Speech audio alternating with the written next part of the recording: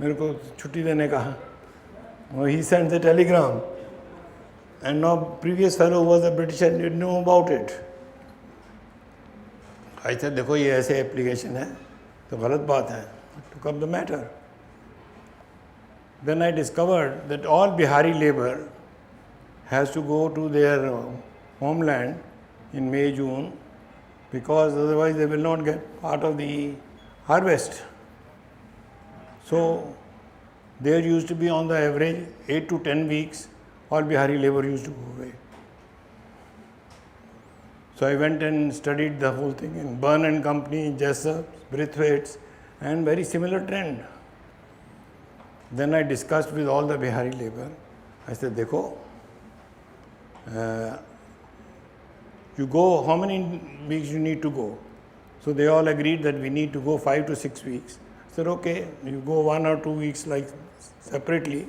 And I worked out a scheduled program for them so that they can go for 6 weeks official leave.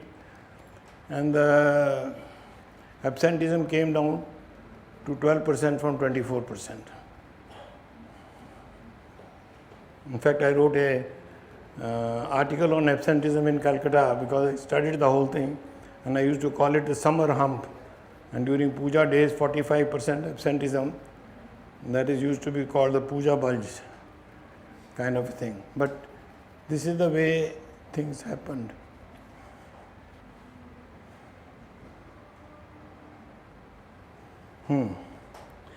Then I joined a company, Indo-American Venture, as General Works Manager.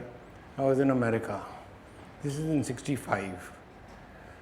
65, the Newsweek and Times used to write about the worst things you can think of about India.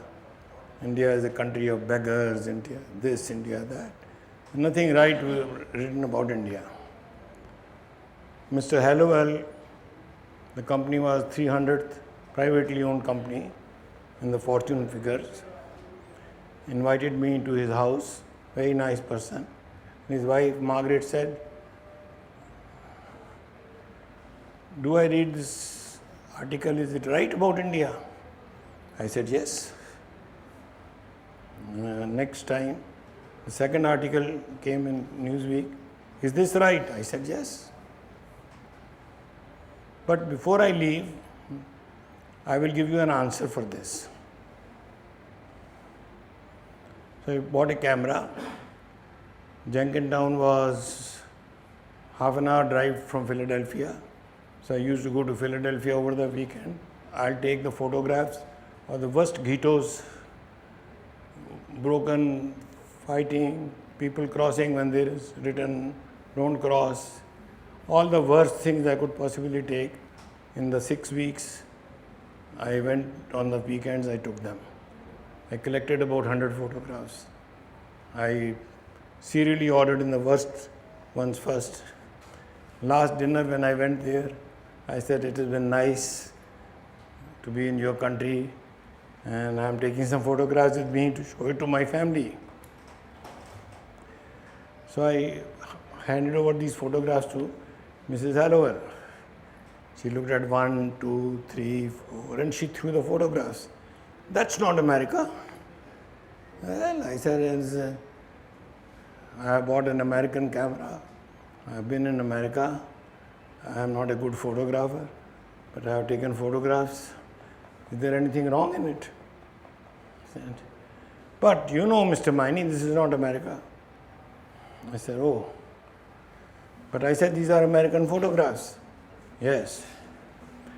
I said, look, I'm an engineer, I'm not a photographer. I had no commitment to write an article of any sort. If I can damage in 5 weekends by taking a few photographs, the richest country in the world through photographs so much, can you imagine the journalists who are experienced in writing, with all the money at their command, what they can do to a poor country like India? Just as, although this is America, but this doesn't represent America. Those articles are true, like these photographs, but they don't represent India. If I had told you at that time, you wouldn't have believed me. So I had to think of a way how to communicate effectively. She was very happy and she traveled along.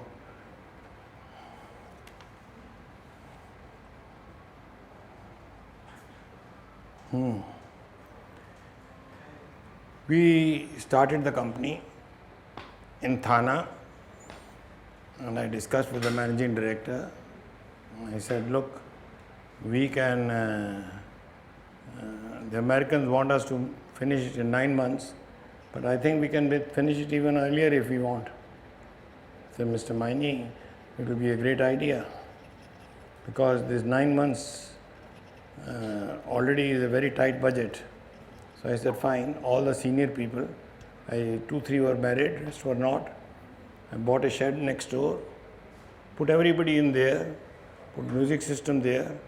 I told them, you go on 24 hours a day, because you don't have your wives here, and you show them what we can do.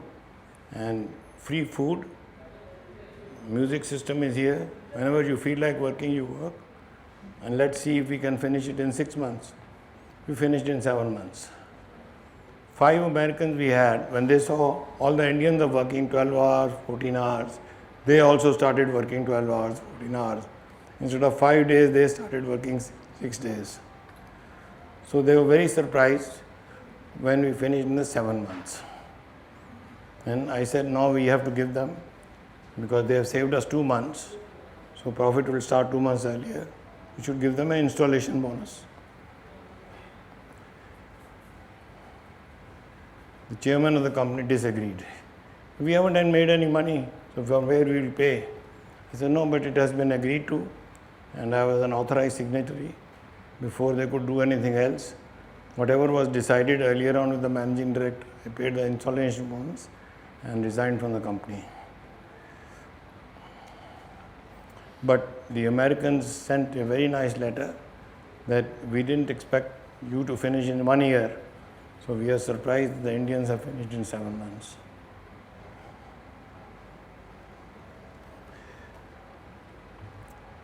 When I was in MICO, that was my next job. But Germans are very systematic, everything, 1, 2, 3. I always say about Germans that they run through systems, and they say you can send a donkey to head the skeletal work. It doesn't depend on people. They are wrong to a certain extent, but right to a certain extent. We had a lot of problems, and we had to double the production. So I used to have a monthly meeting, and the size of the number of people attended the meeting is about this hall, 60, 70, who are all superintendents from various departments. So I told them, I said, please state here, each one of you, what you are expecting to be your biggest problem next month. And everybody else should note it down. My secretary should also note it down. But nobody will give solutions here, only problems. Now you think of the solutions. If you can help any one of them, people, either in an official capacity or in an unofficial capacity, because you have an idea, please go to him and help him. So we used to write down, and that meeting used to last exactly 1.5 hours. Because everybody spoke for 1 minute, 1.5 minutes, and only spoke about their problems previously. That meeting became a very great success. The number of innovations which came out of those meetings, the tremendous amount of communication which started taking place, people going to each other saying, oh, you have this problem, I have a solution, kind of a thing, immense. But we never discussed solutions, we only discussed problems.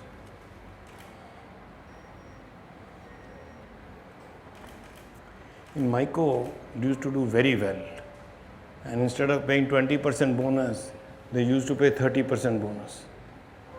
And 30% bonus on overtime and other things used to be hell of a lot of money. during those days. So a lot of people came to me and talked to me. I was the first Indian to take over from a German this factory. Said, sir, all the people are standing outside and the bonus is distributed. Some will borrow money from the Myco people, some will take them to the races, some for drinking, and all the money gets wasted. Doesn't reach the homes. This is a common feature happening every year. Everybody knows in Bangalore that Myco bonus days are like this. So next year, 5 days before the bonus, I called all the superintendents and managers. I said, look, I have worked out a plan how to help them out. So I wrote out a speech. I said, translate it in Kannada, and very sentimental speech. Started off by saying that it's my saddest day in my year this year, because today all of you who are like my family, who have worked very hard, who have worked overtime, who have left families and worked, are going to get fruits in terms of bonus, and this is going to be snatched away from you before you go out. It's not reach your family, it's not reach your children. And this is the saddest day in my life. And this was conveyed to everybody. Next month, I got at least 50 letters, and several ladies came to my office to thank me. And the tradition was changed. Later on, we of course made it 20% by increasing the salaries 10%. But this, now I am trying to say that there is always a solution if there is a problem. One has to think of it, that what is possible. And first time you will not always get the solution right. So it could be second, third or fourth time. But there is always a solution to a problem.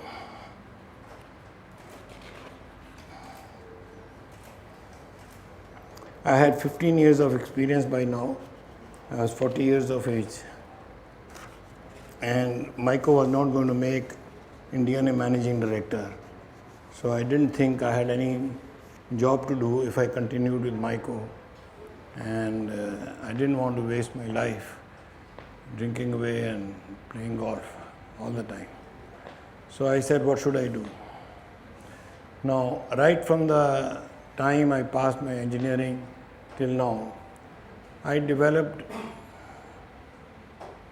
a very good rapport with an Indian worker. I felt the guy was very good. He was not getting the right kind of opportunity. He was not getting the right kind of training. He was not being handled properly. If he is handled properly, he can do wonders. And I was very convinced with this while I was working in Howrah, working in Thana, and working in Myco. I had seen some of the workers done excellent work and they were handled correctly. I said, India has such a bad name. 73 I am talking, not today. Why don't I start a small setup where I try to use the Indian worker to create the best things in the world in whatever we do, so that it may be small, but it will be a satisfaction for me. On this basis, I started the Mani Precision. I was the highest paid Indian in the whole of South India at that time. My youngest son was 3 years old. My oldest was 7. I started with 30,000 rupees which were lying with me in the Provident Fund.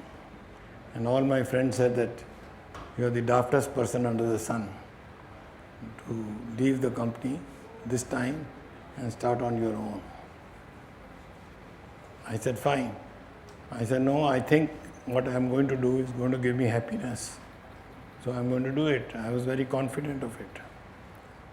First 10 workers I took were all non-matriculates, because I felt there are people in India who are very clever. They don't get the chance to be educated because they can't afford it. I had gone through myself similar problems. I said, why don't I pick up people for the skills they have, irrespective of their qualifications at the worker level? Why I have to take a matriculation? And anyway, if I take matriculates, they will learn and go because they will get a job elsewhere. But non-matriculates, people don't rehire. So I took non-matriculates, I trained them up, and believe you me, in 6 months' time, the girls who were checking, they were 300% faster than the equivalent girls in MICO. And some of them are still working with me as grandmothers. So the experiment was highly successful. Only what we did was, we were very meticulous in giving the training. For the exact job, it is surprising if you decide to give training to people, you start realizing you don't know really what you want to train up with. Because as soon as you say, okay, let's train up for a particular thing, let's say measuring a diameter, you say, okay, you go into steps of it and you realize sometimes the instruments you don't have fully, sometimes something else. So when you start writing down the whole details, you realize that how incomplete the whole thing is. Therefore, if you give an order to somebody and say, oh, अच्छा भाई train कर देना, हाँ साहब कर देंगे. So you go on the periphery, you don't hit the bullseye. And I have seen subsequently as a consultant, I've gone through training manuals and I have not found a single training manual which was prepared where there were not so many defects. It was not able to train up the person what it was supposed to train up. First of all, half of them were not clear in what they are going to train up with. So we started looking into defining everything correctly. If you define what are you going to train for, what is he capable of doing it after the training is over, then you will be surprised how many steps you may have to add yourself into the program which you have done. This is something which I learnt after I started on my own, because at that time the result was seen because it was a small company and you knew exactly what you have done and what the results are coming.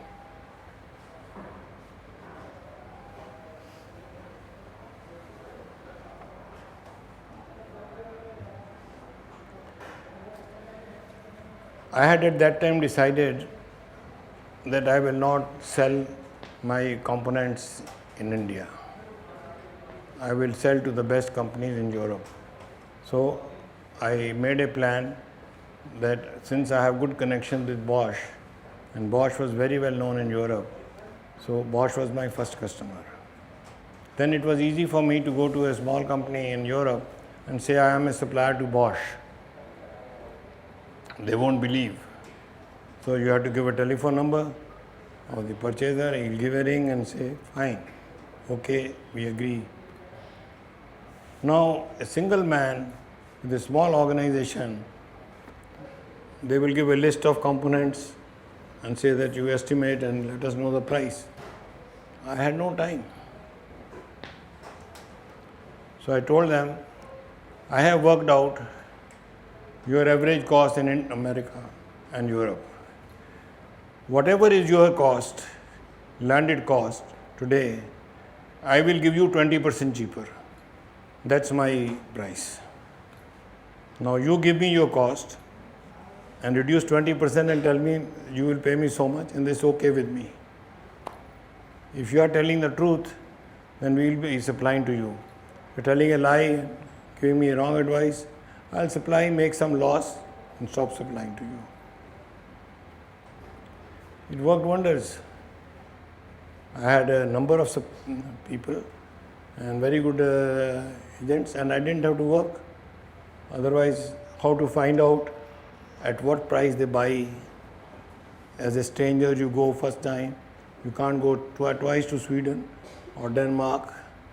So this concept worked very well, that I am a supplier to Bosch and I will give you 20% less than whatever is your landed cost.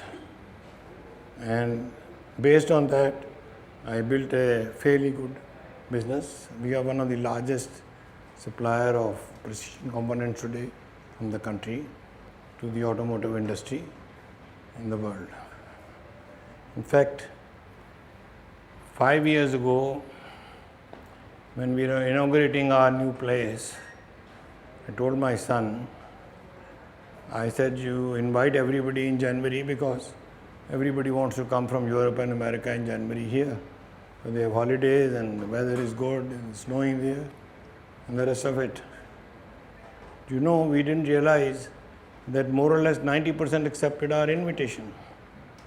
So we had 50 people coming from Europe and America, all vice president, president level people and big companies like General Motors, Volvo, Renault, Eaton, Honeywell. So we didn't know who, Rolls Royce, we didn't know who. So he had a problem. He came to me, he said, no, whom shall we put on the dice? Because I said, put your biggest customer on the dice. Finished with it. But we counted up, that day in one room, we had people whose turnover was $950 billion together in Bangalore in one room.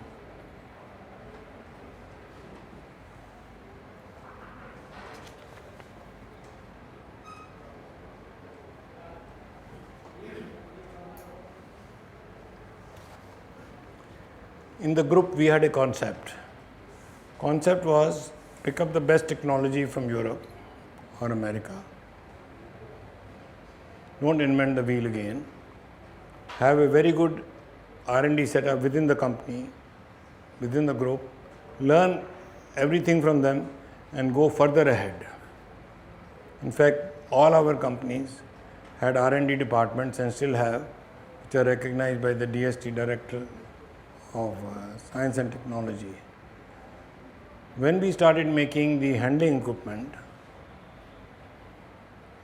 5 years later, we developed equipments better than our collaborators in Denmark. When he came to visit us and he saw the new pieces which our departments had done it, he told me, he said, Sudarshan, this is a much better thing than we have done. Why don't you give us the technology? I said, why do you need technology? Your number of pieces are very small. We'll sell you the whole equipment. And we started exporting back our design to our collaborator in Denmark within 5 years of having taken collaboration from them. Very few people think in this manner in India, and I think this is what we should think, in my opinion, because we have excellent engineers here. Given the opportunity, they can do wonders.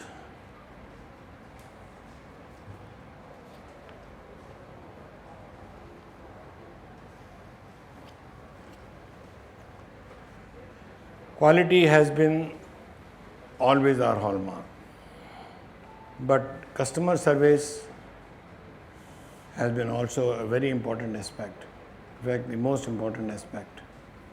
When we were supplying these handling equipments, we found out that each company may buy one or two in one area because you don't need more.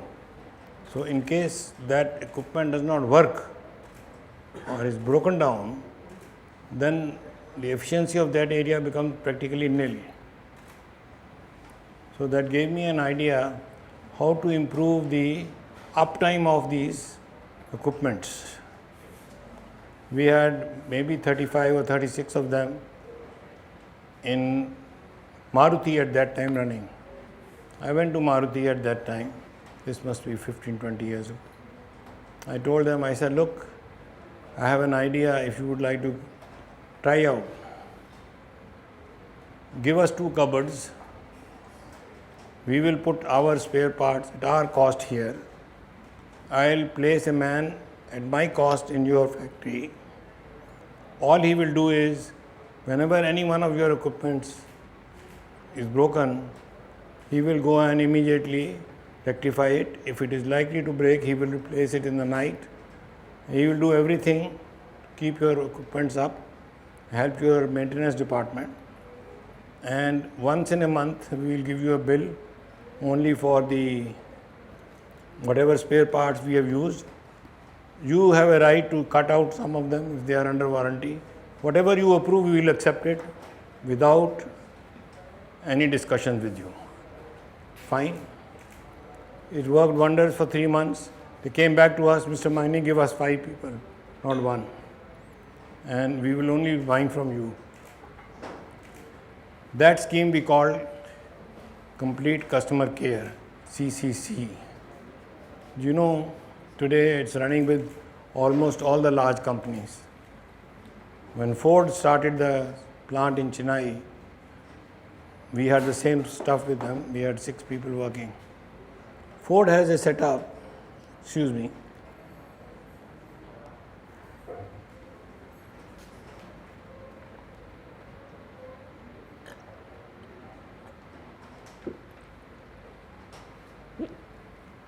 Ford has a setup that their all machinery and plant is maintained universally all over the world by one company. They made one exception in India, that handling equipment will be maintained by us. So the company which maintains objected to it. So the managing director told them back, Maini gives us a guarantee of 98% uptime and is average giving us an uptime of 99.5%. If you give us the same, we'll give you the contract. We still have the contract. If genuinely you look after customer and find ways and means of doing it, how to do it better, you never lose your customer.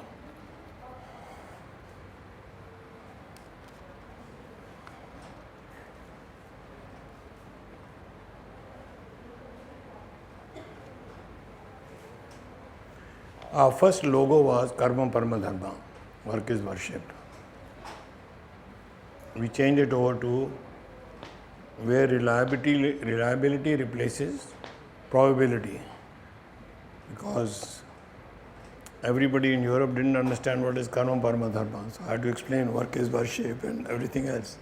So I said, okay. And because this was a point of conversation, so reliability replaces probability became the point of conversation. Then I found out, can we have the first slide? I found out that in India, people think a little differently. An Indian is, as a worker, is far more intelligent than a European on the average. If you tell a European worker, yes, please leave it here. If you tell a European worker that please do this, he will do that, he won't question you. But if you tell an Indian worker, do something, he will ask you why and create a problem. So if you have a budget of, let's say, 5% scrap, he'll accept it. When you make it 4%, he doesn't accept it. He says, अभी 4% करेगा तो कल को साहब 3% बोलेगा, 3% करेगा तो 2% बोलेगा, 2% बोलेगा तो 1% करेगा. So he is stuck in 5%, he will not change it. This is the mindset of an Indian. But a European mindset is, he will accept 5 when you say 5,